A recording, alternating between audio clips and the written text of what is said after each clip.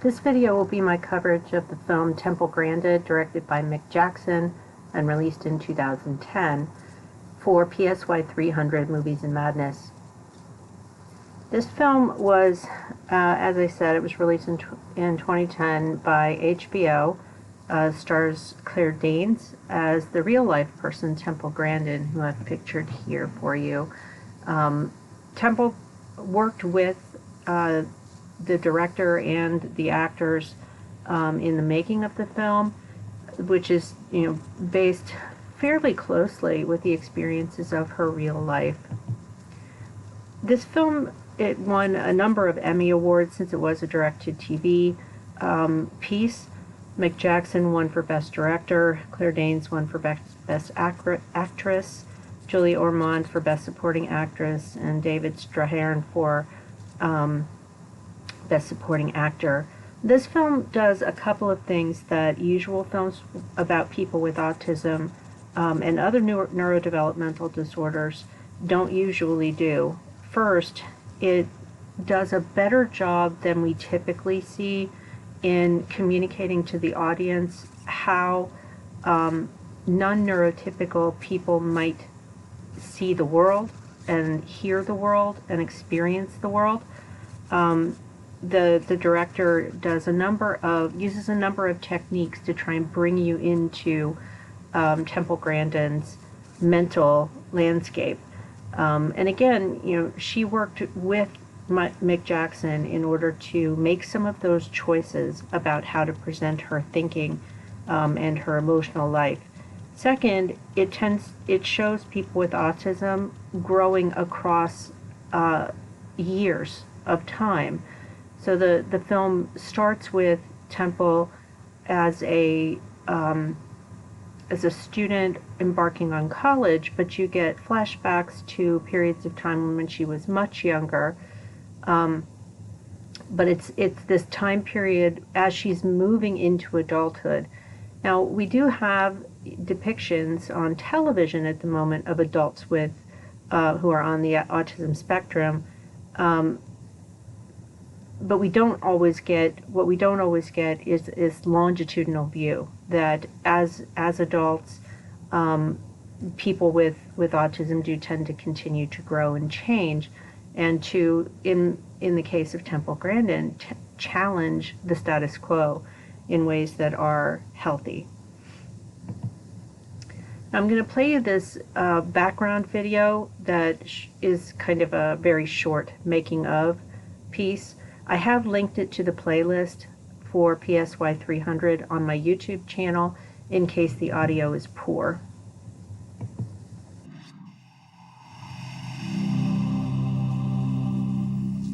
One fateful day in the spring of 2008, I could call you from my agent who said, "There's something around our script we looked at. It's the Temple Grandin project from HBO." I read the script in one go and I closed the final page and said to my wife, "This is the most amazing story." I'm Temple Grandin. She's an amazing visual thinker. Can you bring everything you've seen to your mind? Sure. Can't you? Temple was born in the 60s when autism was really misunderstood. No speech yet at the age of 4. Your child is clearly autistic. What's the next step for her? We generally recommend an institution. Her mother keeps pushing her somewhat to meet those challenges and to go out into the world in order that she will function as best that she can. Temple was very, very fortunate to have found a number of wonderful, inspired mentors. She goes to see her aunt and uncle on a farm where they raise cattle. That's where she learns that she actually empathizes with animals. As she became more self-aware, she realized that she had certain strengths that she could really exploit. And she found a way to self-medicate and experience positive, kind feelings. You have a very special mind that's going to open up onto a whole new world for you. Do they have colleges with cows? Yes, they do. She's an exceptional person because she has the ability to explain to us what's going on in her mind. Her mind works in a really surprising, wonderful way. I'm a visual thinker. I think totally in pictures. My mind works like Google Images. Mick is actually a very visual thinker too, and had a lot of creative ideas about how to communicate what that is like for Temple. There are things in her mind that are very, very literal, like when someone says to her, Temple, this is a miracle, she suddenly has a flash of Christ walking on the water. It's only a moment, but we see it the way she sees it. Claire Danes, God bless her, really captured that quality. I was so privileged to have a chance to work with so many brilliant actors. Seeing myself in high school, I go, oh man, Claire Danes, she's me. I can't believe it. What's going on? She ended up working in the cattle industry, creating systems for cattle to move calmly. Temple realized there was a more humane way to encourage cattle. One of the great things about making this movie was that we worked from her plans and we reconstructed one of her great achievements. It was surreal seeing the dip vat that I designed recreated here absolutely perfect. The cattle that we used are trained cattle, and it will look very intense on film. However, when the viewers look very closely, they'll notice most of the commotion was just man-made. They have two stuffy cows, as we call them in the film business, and animatronic cow. These animals are used in place of a live, real cow to depict some of the action. One of the things when Temple got interested in animals was to try and see how a cow would see. In that way, she was able to think herself into the mind of a cow, which sees the world very visually. And she saw that you could make something that would fall like a cow, walking down a ramp with flat so the cow walked peacefully and then found itself stepping off into the water. She knew that cows liked to walk in curved corners because they thought they were going back somewhere they'd been before. And it was amazing that she could have visualized that whole thing. The thing is, the normal mind drops out the details, but the autism mind sees all the details. And that's more like the animal mind, because animals are sensory thinkers. They think in pictures, they think in smells, they think in sounds. I know my system will work because I've been through it 1,000 times in my head. Her ethos was, I love animals so much. I want every moment of their lives will be calm. And what we've done in the movie is convey how she was able to see that in her head before she constructed it. I think the main theme of the film is to follow your gut instinct. There is a tremendous lesson learned out of Temple's journey that we can help unlock a door for somebody who appears very locked in. Nobody had said, this is how it feels. Temple Grandin was the first person to actually describe what it was like to be autistic. Ultimately, she not only changed the face of the livestock industry, she really changed the face of autism. She's a real authority, and she's written many books on autism and animal behavior, and she's a real success by anyone's standards. This is unbelievable. You couldn't write this as fiction. Nobody would believe this is possible. My husband read about you. Miss Grandin, this is a masterpiece.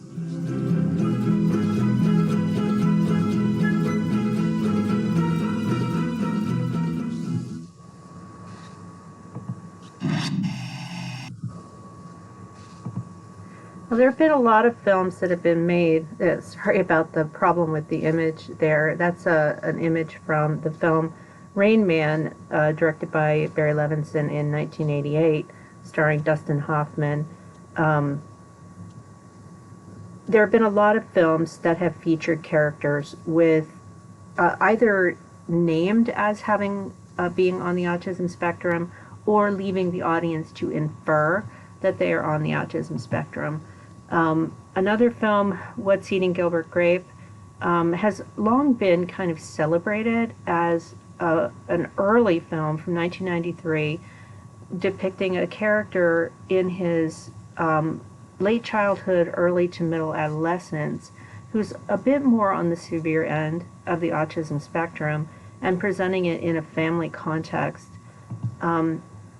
Two films by the same director, Janet Grillo, one Fly Away and the other Jack of the Red Hearts. Both of them were directed by Janet Grillo, who is herself has experience with a child with autism. And in these two films gives you very accurate depictions of people with autism and the struggles that they face in terms of their families, their education, and their developmental trajectory going forward. On television, there are some notable examples. Atypical on Netflix, starring Kira Gilchrist, has gotten a lot of buzz in the autism community and among mental health advocates because it shows accurately many of the struggles of a high school student who is on the spectrum, has sensory issues, has social issues, and kind of puts it in that context of that standard television high school drama. It has garnered some criticism in terms of the specific behaviors of the main character in the second season, I believe it was, in terms of him becoming a bit stalky. But big picture, the series has been seen as a positive for presenting people with autism. A Swedish series that there was I raise it here because there was an attempt to bring it to the United States and create a U.S. version. It's called The Bridge. The Swedish version, there's a thing in Swedish television, really dark, kind of almost morbid police dramas, which I love. I don't know what that says about me. But The Bridge features a detective, the female lead, Sophia Helen, who is on the spectrum and uses it to her advantage to solve crimes, but it does cause social problems. Now, the series, on the positive side, shows some accuracy both the experiences of the lead character and her social struggles, but it also tends to push this narrative that there's a gifted silver lining, if you will, where individuals who are on the autism spectrum, they have special abilities, capacities that they can use. Now, that's a double-edged sword, and I'll talk about that more here in a little bit. But it does show that the person with autism is highly successful if they're given the right environment in which to thrive. And that tends to show up in many of the films that we see about autism. Now, there are many others, where you either have a character who is intentionally named as being on the autism spectrum, such as The Good Doctor, which fall into that same kind of system as The Bridge, where you have an individual who's extraordinarily bright and has an incredible capacity in a very narrow area, but struggles mightily with tasks of daily living, with social interactions, with emotion, and so on. The TV series Elementary, which is one of many Sherlock Holmes dramas, has often been kind of discussed in the autism and media world as a character who isn't named as having autism, but whose attributes and characteristics are recognized as potentially being at that what used to be called Asperger's syndrome end of the spectrum. And there's even a character down the line in the Elementary lifespan on television where the main character's girlfriend is overtly on the spectrum, and how he finds kind of kinship in their relationship with one another, having some similarities in how they view the world. Now, the traps, there are a number of traps that films can fall into. Rain Man, for example, one of the traps there is that you have a person who is not on the most severe end of the spectrum, which would be the case with Jack of the Red Hearts, but fairly significantly impacted by autism, such that the character played by Dustin Hoffman is not capable of living independently, but is capable of high levels of functioning in other domains. And in this film, as happens in some films featuring characters with intellectual disabilities and autism spectrum disorder and other kinds of disabilities, for example, physical disabilities, is shown as being a catalyst for the emotional development of another character.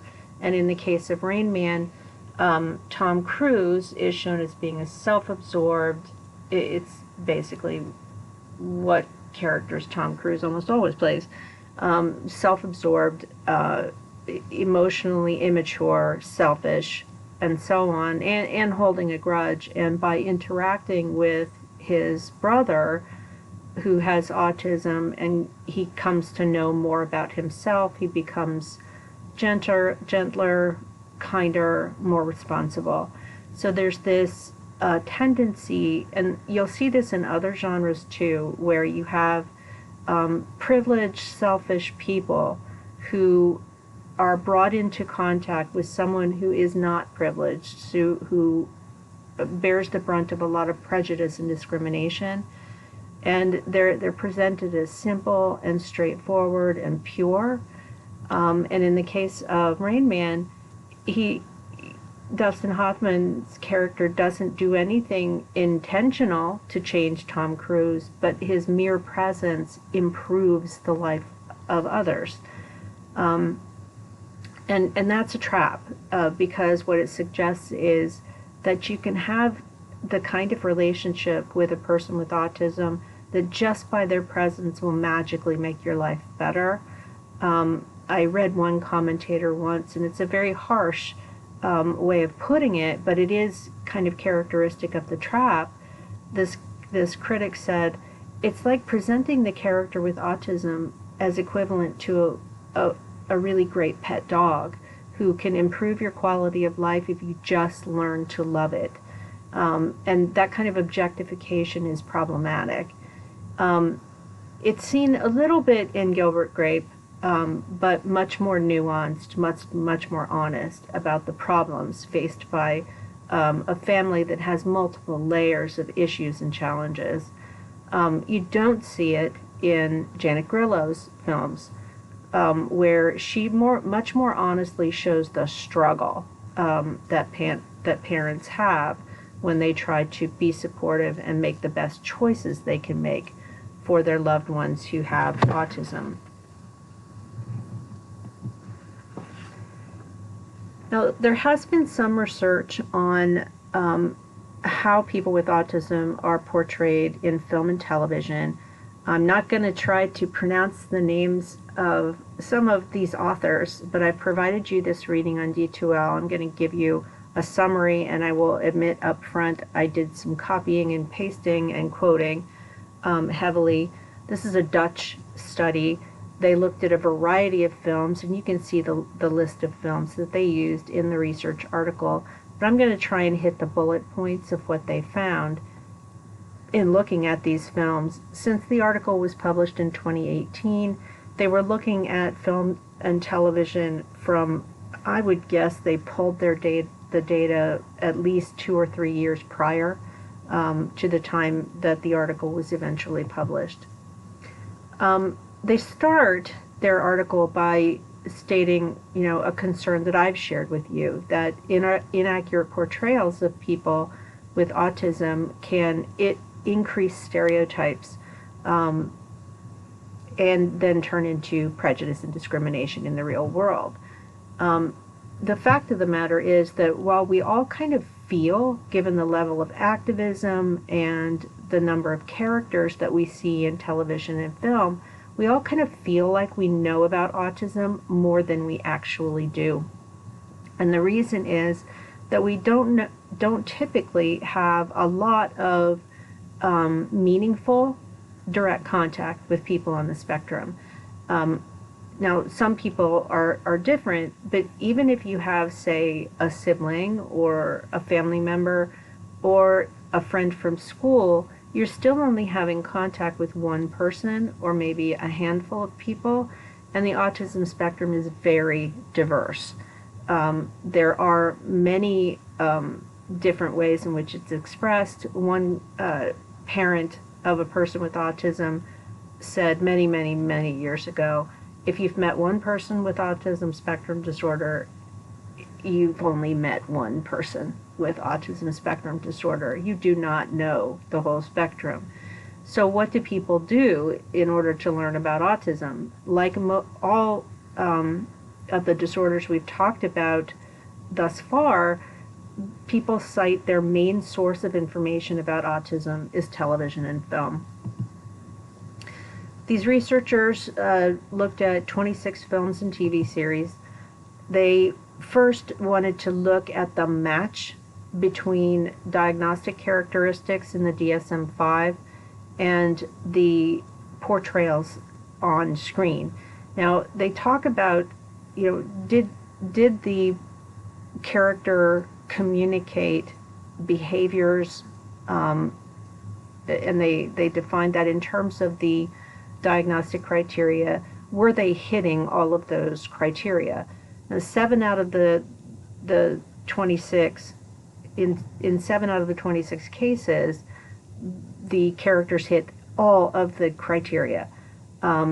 With some others, even the lowest scoring character met half of the possible total. Now, what this suggests is that when filmmakers and writers are sitting down to articulate these characters, it could mean that they're making a mindful effort to create characters that match, at least on paper, the clinical characteristics or the diagnostic characteristics that are published in the DSM and the ICD-10. The challenge, though, is that and you have to understand that what these researchers were doing is called content analysis. They created a coding system. They had coders who were trained sit down and watch these films and TV shows and then tally up the types of the portrayals of different symptoms or different characteristics in both the social and communication domains, as well as other behavioral domains. And it was sort of a checklist. So one of the things that the authors concluded was that these portrayals might be better described as schemas. They use the word archetypal. As a social psychologist, I prefer to describe it as a schema. So remember back to my first lecture that I presented for you, that we have a box in our head that describes, say, person with schizophrenia, and it has a bunch of attributes listed on it. And if you have only been educated about schizophrenia through television and film, it's going to have a very schematic representation. Same goes for ASD. Although you can, and these auto this, the desire to present every element of autism in every character seems to be pushing the narratives that we're seeing. So the fact that you have a significant proportion of this set of television shows and films showing every single DSM criteria, that suggests almost trying a little too hard, because real people on the spectrum are far more diverse than that. Even the lowest scoring characters had half the criteria. So that's not even what's required for diagnosis. That suggests that writers are working from a schematic representation and a desire to overcorrect for inaccurate portrayals. That can be problematic in and of itself. Now, why would that be difficult? Because let's say that you're a parent and you're seeing behaviors in your child. You may miss certain characteristics that might be indicative of ASD because you're not seeing the whole mosaic that you're used to seeing on television portrayals. And also, from a stereotyping standpoint, for other people, for outsiders who are, let's say you have a child with autism, or you yourself have autism, people may expect you to have this full range of attributes and characteristics, and when you don't, they may argue that you don't really have autism, right? So that's one of the consequences. So on the upside, having these accurate listings of characteristics, on the upside, that can be educational in the case of some films. On the downside, though, it suggests that people with autism are homogeneous, that they all have every attribute on the list. They also found that in 46% of the screen images that they evaluated, the characters had some narrow bandwidth skill at which they excelled dramatically. And that's far higher than the estimate of savantism in people with autism. So when I look at the films just as a whole that feature characters, they tend to skew higher functioning, they tend to be verbal, they tend to have some domain of skill that is extraordinary and that can make them successful despite their illness or despite their disability. And I'm using those words intentionally because those seem to be the narratives that are being used in these stories. Even in Rain Man, which at the time, so that was 1988, that was before we had, you don't know this because you weren't really cognizant or maybe even born at that point. You're likely we're not born. Ask your parents. Rain Man sparked really the first full-on cultural conversation about autism, where you had people, coming on chat shows, parents being interviewed, psychologists and psychiatrists being interviewed. You had full conversations on shows like 60 Minutes and 48 Hours and so on. So that really marked a transition where people were starting to talk about autism differently. Over the decades after that, you see more activism, more call for research, more pushing for services and such. And part of what happened in that activism was to counter this expectation that people with autism will have a silver lining. So as the authors of this paper note, the real-world prevalence of savantism in ASD is about 10 to 30%, depending on how savantism is identified. Now, why is this problematic? It's problematic, and I'll just give you an anecdote first. My mother was talking to me about a situation with a good friend of hers whose grandson is on the autism spectrum, and he's more severely affected. So he has communication problems, he has behavioral disorder, he exhibits destructive patterns of behavior that are repetitive, he does some self-injury behaviors, he has social and emotional problems.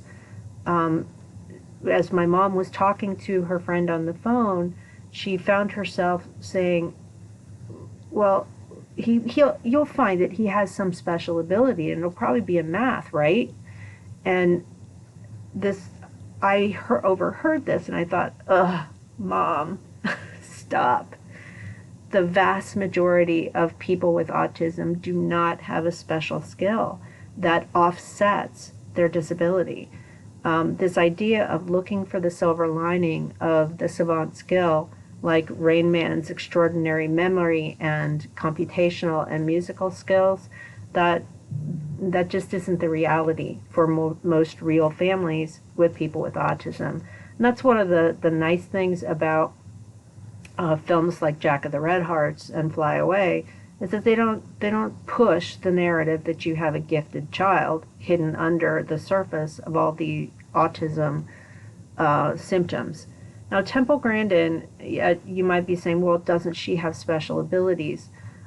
She is an extraordinary individual and would be most likely diagnosed as Asperger's syndrome if that had not been a label removed from the DSM-5. At the present time, she would probably be categorized as at the very high functioning end of the autism spectrum. People go back and forth as to whether to characterize her area of expertise as savant. instead, she was, and she talks about this herself when she gives talks very, very clearly, and she's written about it in her books. She benefited from having some key people in her life who let her think the way she just tended to think naturally, which was pictorially and visually. She does have some pretty incredible level of intelligence. And even that is not necessarily normative. I mean, intelligence rates in the population of people with ASD vary tremendously, and they vary just as much as in the neurotypical population. One reason TV writers and directors, film directors want to use savant skills is because they're useful in a narrative. You know, just showing the day in and day out grind of, say, a family trying to make sure that the educational needs of their child with autism are being met. Many film writers and screenwriters for television just find that sad and uninteresting. And I've found that when I use Jack of the Red Hearts in class, students are often very turned off by the film because they say, I don't want to see a kid that smears feces on the wall. I don't want to see that. I want to see the kid that discovers some kind of skill and then cures cancer afterwards. So writers who are sensitive to the preferences of their audience, they want to give you that silver lining.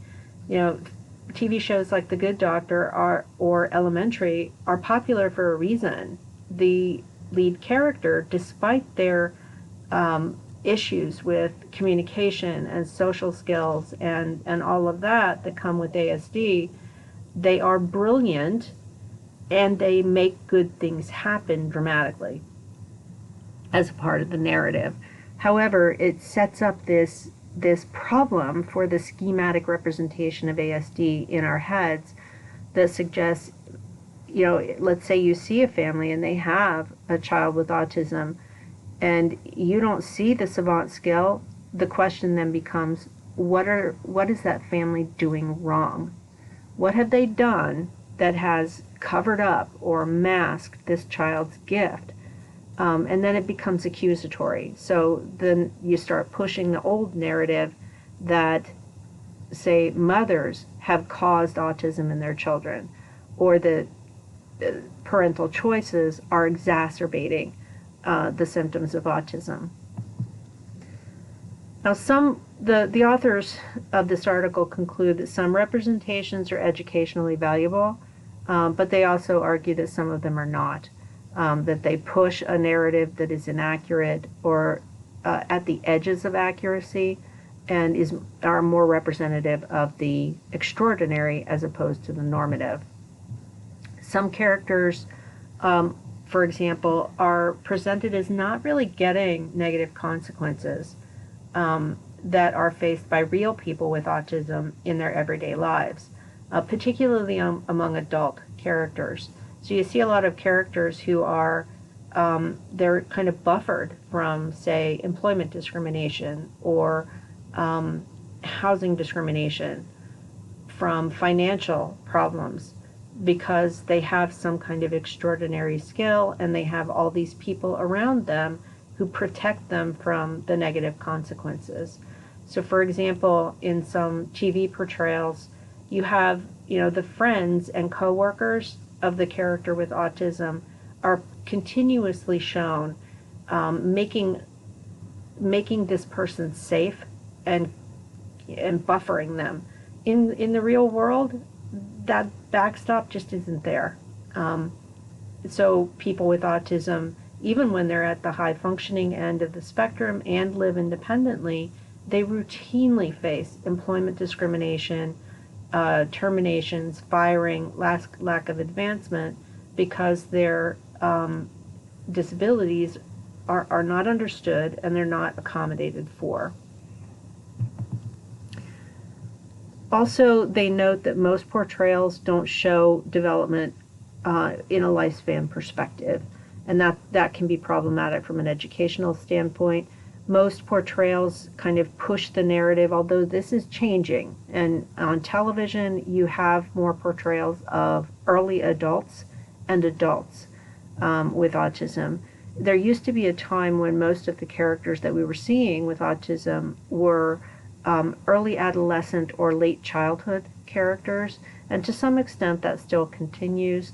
But we tend to see these portrayals of people with ASD who are kind of stuck in time and are a bit lonerish if they are adults. You also notice, with the exception of the television program The Bridge and the two films by Grillo, we tend to see male characters with ASD. And you have to ask some questions as to why. Why are we gendering ASD? Well, part of the story there is that there's a tendency for diagnosis to overlook females. Females with ASD tend to be more verbal and have less of the communication difficulties that are more typical of males with this diagnosis. The diagnostic characteristics in the DSM are still, in my opinion, and I'm speaking right now just for myself as a parent of someone on the autism spectrum, I feel that the diagnostic criteria are still slanted in the direction of the typical expression in males, more so than the typical expression in people born female. Ideally, as these authors put it, ideally screen representations would not only be accurate diagnostically, but they would be much more complete in the way they describe and present the obstacles that people face when they live their lives on the spectrum. And there would also be more celebration of neurodiversity. This was something that viewers of Elementary, the TV series, and viewers of Atypical actually said was being done in these TV shows. So when Sherlock is shown having this relationship with an adult woman who has a normal job and is successful at her job, and they're having this relationship and they have meaningful conversations about neurotypicality versus life on the spectrum, that was seen as honoring the real life struggles and the real way in which life is lived. Similarly, for Atypical, there were commentators who are people with autism who really valued some of the honesty in that portrayal. Now that concludes part one of my coverage of Temple Grandin. When we come back, we'll talk about the film in particular in terms of its positive and negative elements.